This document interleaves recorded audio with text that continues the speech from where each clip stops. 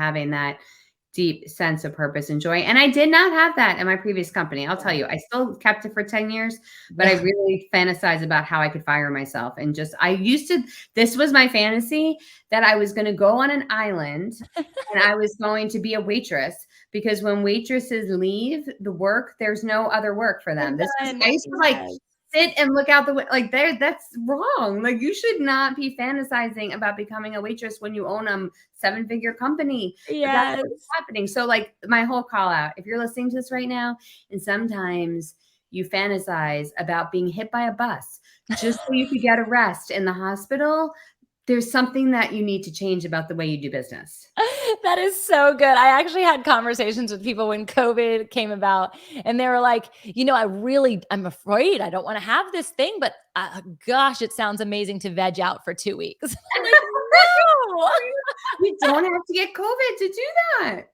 Right, exactly. And again, it goes back to free will and choice, but it's also premised on that daily. Oh, I had a friend call out, and he was like, this was 2 years ago. He's like, Tamra, what do you think about the verse in Matthew regarding rhythms of grace? And I'm like, oh, I love it. Like, I totally get it. This is how I do this in my life. And I swear, when someone like gives you a seed and they don't really explain it all, they just like hand you the seed and they're like, here, just hold this. Kind of God did that to you, and you held it for 10 years, but he's like, here, just hold this. And you kind of like look at the seed, like, what's this for? What is it going to be when I put it in the ground? I'll just put it in my pocket. Well, the seed can't do anything in your pocket until you plant it. No. And it was like more painful, because what I was doing was I was trying to put a foot in the boat to go out in the water and still keep a foot in the land. Because I would do a little course launch, and I would do a little group coaching, and I would do but I could never give it the attention it needed with full connection. So I have one leg going out to sea and the other one trying desperately to stay on land. And that is going to just be painful and get you drowned and make you drown in the end, which is what I felt like was happening. Yeah. So we always are like, okay, I'll listen to God, but I'm also going to still keep in the other place I already was. Yeah. You cannot do both. You really can't. So I want to hear, like, for this specific book and like your intention of getting it into these people's hands, what do you hope are going to be the results after people read this? Yeah. So the purpose of this book is, and so the full name is The Shift: How to Scale Your Business and Multiply Your Wealth Without Sacrificing You. And it's to take on something I call power thinking, which is different than common thinking.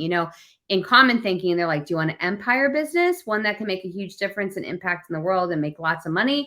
Or do you want a lifestyle business, one that will allow you to still have a life? And my answer is, you can have both.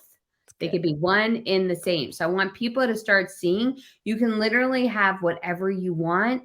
You just have to be willing to do things differently than most people do, because most people don't have what they want. Most people are miserable with the way that they run their business, and they're not getting great results. So we have it chock full of strategies you can use to actually achieve that, how to scale without working more hours. And every strategy I have in the book is one I actually use in my business. There's nothing in there that we're not currently using in order to grow.